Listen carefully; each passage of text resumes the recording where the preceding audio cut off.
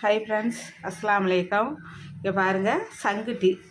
சங்கு, கொய்யா இலை, புதினா போட்டு சுகருக்கு நல்லதுங்க. இந்த மாதிரி வச்சு நான் இப்போ சங்கு டீ போட்டுக்கிட்டு இருக்கேன். கொதி வரட்டும் காட்டுறேன்.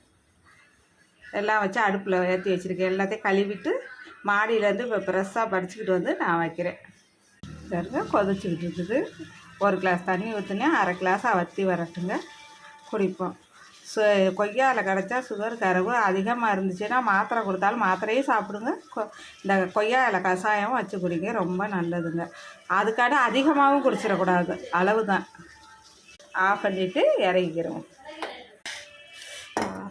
வடிகட்டிக்கிறோம். பாருங்க, வடிகட்டி பச்சையாக இருக்குது பாருங்க. கிளாஸில் ஊற்றிட்டு இதை நம்ம குடித்தோம்னா சுகருக்கு ரொம்ப நல்லதுங்க. அளவோட தான்